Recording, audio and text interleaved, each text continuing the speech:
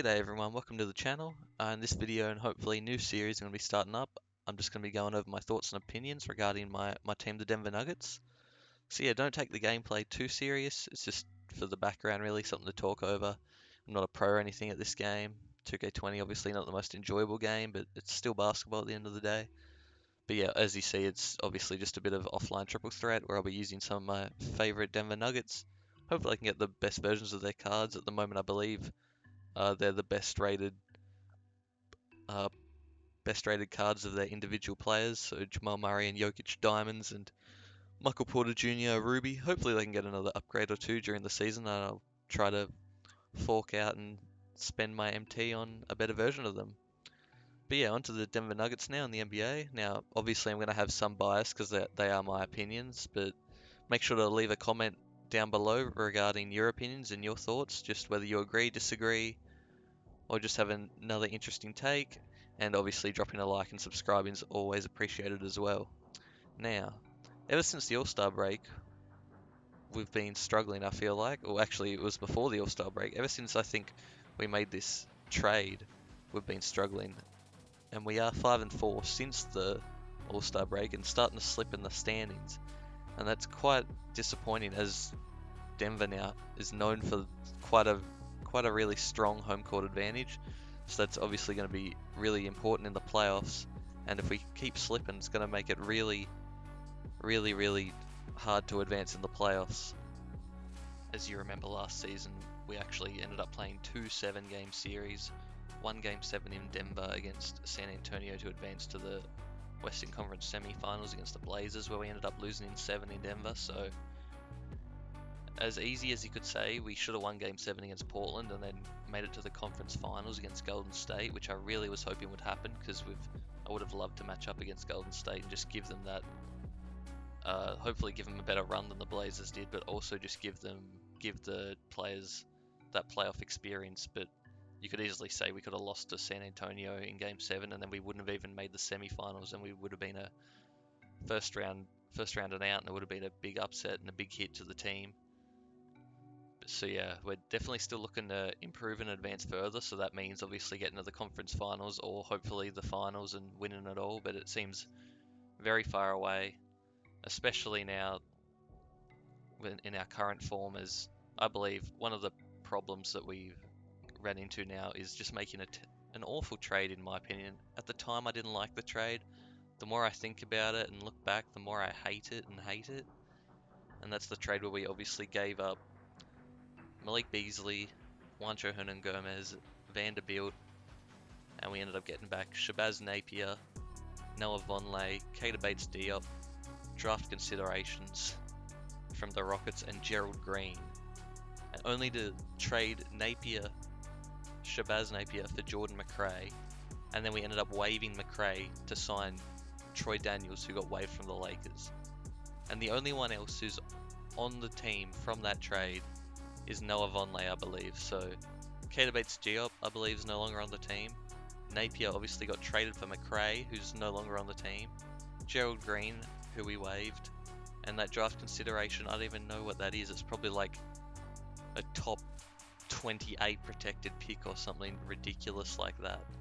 So essentially we gave away Beasley, Hernan-Gomez, Vanderbilt, and got back Noah Vonleh and Troy Daniels. And does that sound good? No, not at all. And I think the only reason we traded away these players is because we couldn't afford, or the team decided they couldn't afford to re-sign Beasley and Juancho Hernan-Gomez because they're just not worth the money in their eyes, or we just don't want to spend the money. And then Jared Vanderbilt is just another young piece we threw in, who I actually quite liked. He's still very young, so you never know, he could develop into something, but I guess the ideas of the franchise was just to say, nah, you're not worth the money, so let's go out and try to get a couple specialists, which they didn't even do. They ended up getting Troy Daniels off the waiver list, so that could have been done without even trading away these players, and we just stocked up more. Because one thing I've noticed with our team these days is that we don't have enough shooting. We really struggle from the 3-point line some games, and that's what costs us.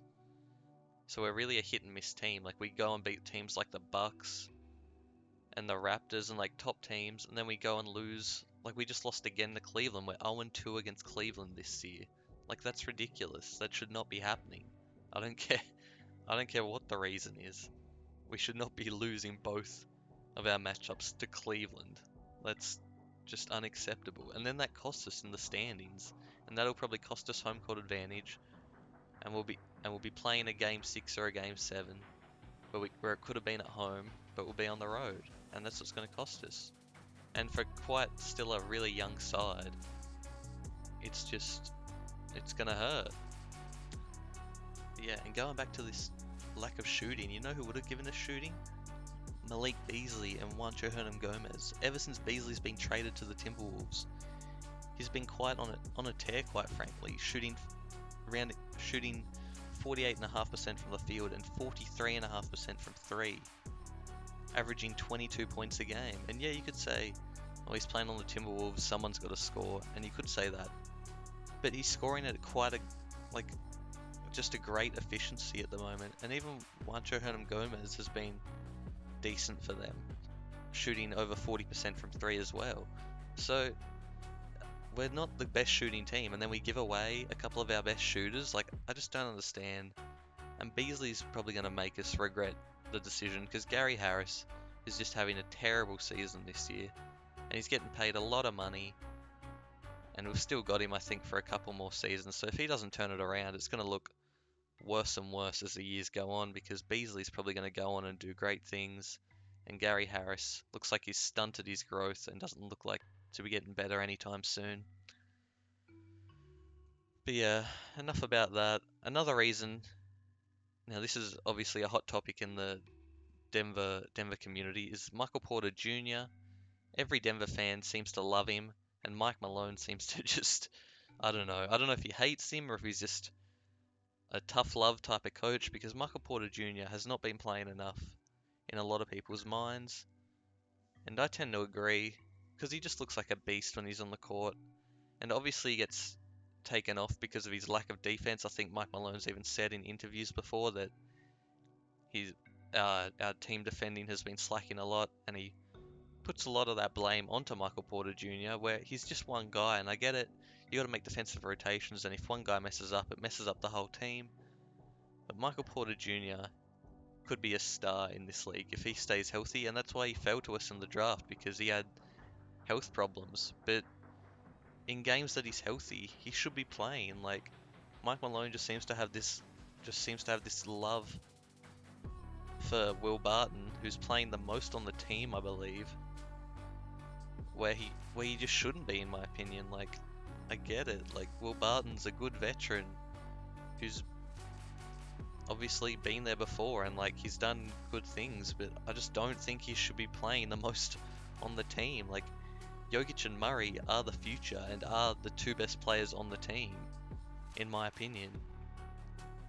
And then Paul Millsap, who's injured every now and then, he should be probably getting more minutes, but because he's always injured, we're probably a bit cautious with him. But yeah, Michael Porter Jr. should be playing more. He looks like he can be a star. Let him go out and be great. The crowd loves him too. You see, every time he scores a bucket, the teammates are hyped, the crowd's hyped, because he can just go off, and he's had a couple of amazing games so far this season. So he should definitely be playing more, and he's actually a player who can shoot as well. He's shooting 42% from 3. Yeah, he's only taking just over 2 attempts per game. That's all he can really get up in the amount of playing time he's been getting. He's only averaging 14 minutes a game, so just over a quarter. So he should definitely be playing more. And the last reason we've been struggling recently is just Jokic. To be honest, he's kind of reverted into the start of the year Jokic. And if you want to be like one of the very best players in the league, which I believe he is, he definitely is when he's on his game.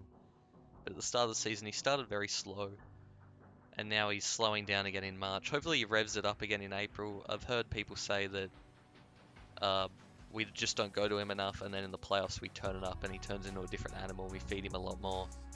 But yeah, that's going to be it for this video, guys. Make sure to leave a like, comment, subscribe. Let me know if you agree or disagree in the comments below. Hoping to make more of these in the future. So yeah, thanks for watching, guys. Peace. And how the hell was that a foul? One of the best dunks ever. and you call that off, it's a foul. That ref should be fined. I don't know how that's a foul. What the hell?